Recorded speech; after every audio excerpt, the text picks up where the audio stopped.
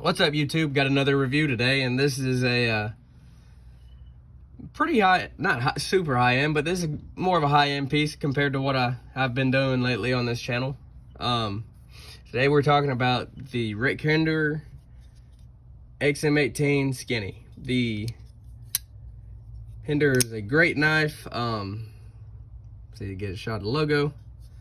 Great knife. I believe it's a reasonable price, and we're going to get into all that here in a minute. So let's start off with some of the specs with this knife.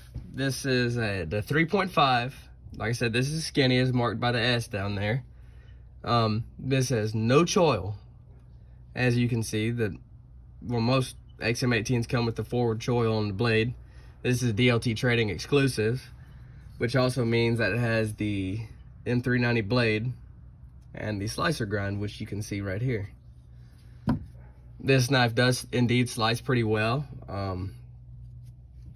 It flips pretty well. This features the tri-way pivot, which you can also see by this mark here on the flipper tab. Right now I am running the bearings in this knife, and it's pretty smooth. You can see. You can just shake it shut, not drop shut. It's hot, really, I would say it's hydraulically smooth, if that, you know what that means. It's not just free swinging, but it's smooth in a way that almost how a hydraulic would work, if that makes sense.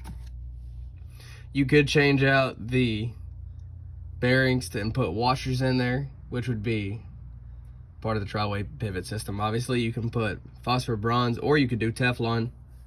I don't see why you would use the Teflon and just put the phosphor bronze in there if you prefer a washer type action.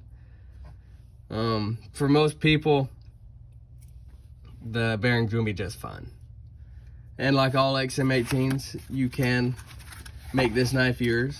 It has changeable scales. The skinny hardware gets a little bit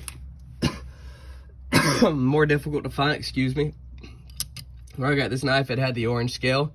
You can see, get you an idea how it looked there.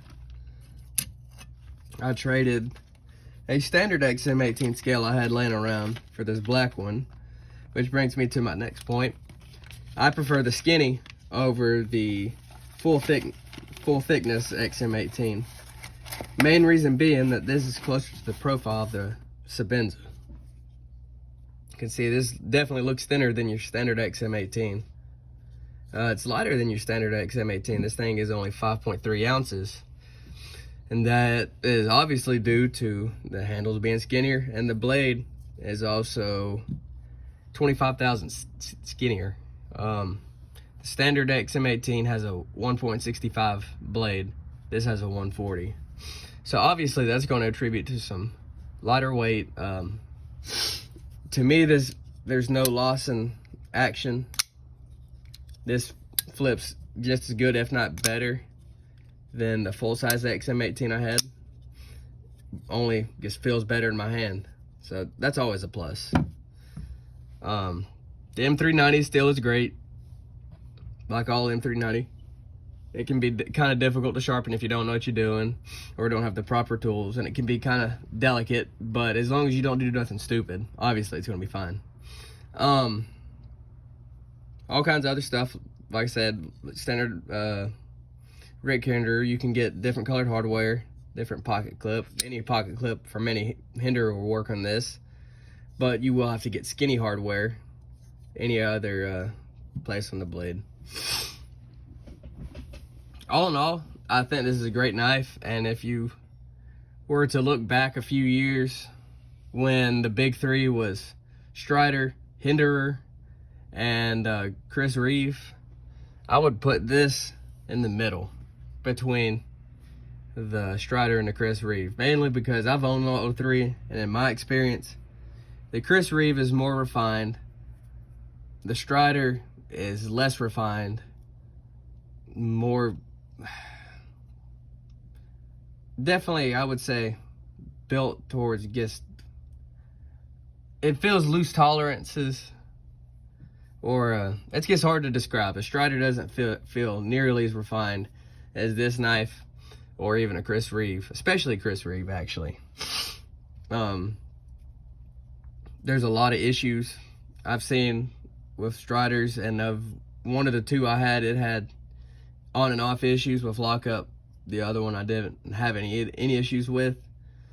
All three XM-18s I've had have been flawless, along with the one Chris Reeve I've had and still have.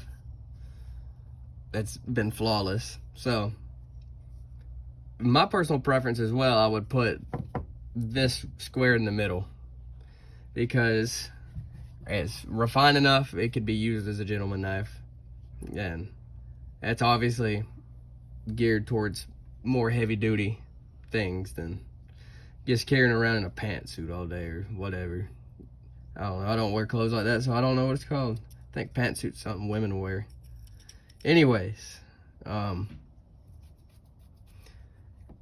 this knife probably won't be well, I know, I'm not gonna say probably, it's not staying in my collection. I traded this knife off, and I will be shipping this knife off very soon, and I have a Spartan Harsey folder coming to replace this.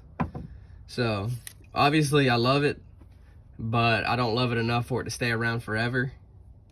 But I give this knife 2 thumbs up, and who knows, maybe I'll own another one day. So yep, see you on the next video. Thank you for watching. Like and subscribe.